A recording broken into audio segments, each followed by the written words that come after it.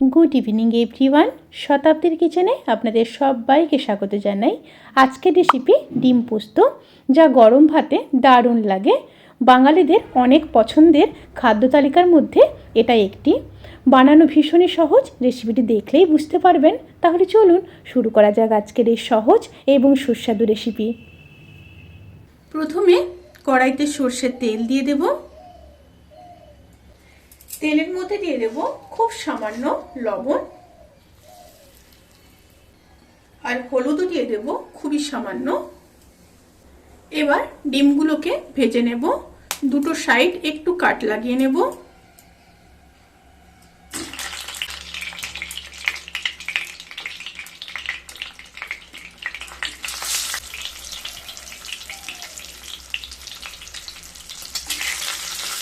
ডিমগুলোকে হালকা ভেজে নিয়ে তারপর তুলে নেব।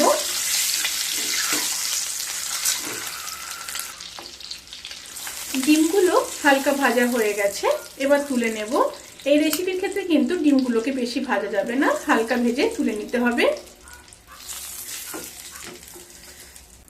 এবার ওই তেলের মধ্যে দুটো মিডিয়াম সাইজের কেটে রাখা পেঁয়াজ দিয়ে দেব।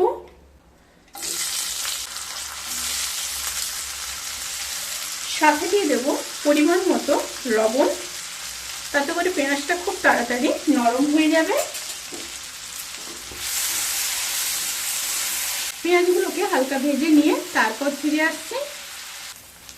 পেঁয়াজগুলো হালকা ভাজা হয়ে গেছে, এবার দিয়ে দেব কেটে রাখা একটা মিডিয়াম সাইজের টমেটো। টমেটো দিয়েও আবারও 1 থেকে 1.5 মিনিট লো টু মিডিয়াম স্টিমে রান্না করে নেব। টমেটো আর পেঁয়াজ যখন খুব ভালো মতো ভাজা ভাজা হয়ে যাবে, সেই সময় দিয়ে দেব 1/2 চামচ লঙ্কার গুঁড়ো আর দিয়ে দেব পোস্ত বাটা। আমি এখানে 3 চামচ পোস্ত বেটে নিয়েছি। কিছুটা পোস্ত এখন দিলাম আর কিছুটা পোস্ত রেখে দিলাম, পরে দেব। আমি কিন্তু এখানে আর হলুদ ব্যবহার করলাম না, কারণ ডিম ভাজার সময় কিছুটা হলুদ দিয়েছি। আপনারা চাইলে আরও একটু হলুদ ব্যবহার করতে পারেন। একটু মিশিয়ে নিলাম। এবার পোস্ত ধোয়া জলটা দিয়ে দেব, দিয়ে খুব ভালো করে কষিয়ে নেব। ভালোভাবে কষিয়ে নিয়ে তারপর ফিরে আসছি।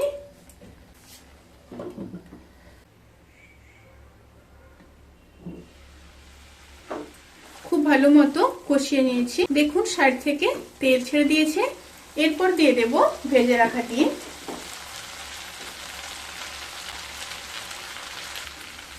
ডিম দিয়ে মশলার সাথে আবারও খুব ভালো মতো কষিয়ে নেব 1 থেকে 1.5 মিনিট।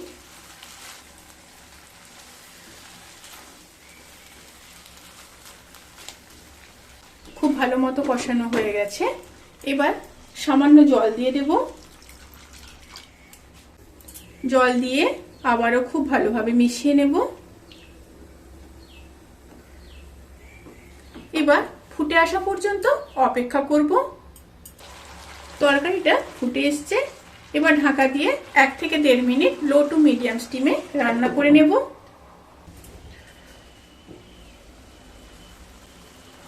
1 থেকে 1.5 মিনিট রান্না করে নিয়েছি। এবার যে পোস্তটা আমি আলাদা রেখে দিয়েছিলাম, সেই পোস্তটা দিয়ে দেব। সাথে দিয়ে দেব 3টে চেরা কাঁচা লঙ্কা, কিছুটা ধনেপাতা, আর টেস্ট ব্যালেন্স করার জন্য দিয়ে দেব 1/2 চামচ চিনি, অবশ্যই দিতে হবে। আর যেটা না দিলে নয় সেটা হলো সর্ষের তেল। ওপর থেকে কিছুটা কাঁচা সর্ষের তেল দিয়ে দেব, তা না হলে কিন্তু পোস্ত খেতে একদমই ভালো লাগবে না। অবশ্যই ওপর থেকে কাঁচা সর্ষের তেল দেবেন। এবার আবারও খুব ভালোভাবে মিশিয়ে নেব। মিশিয়ে নিয়ে আবারও 1 মিনিট রান্না করে নেব।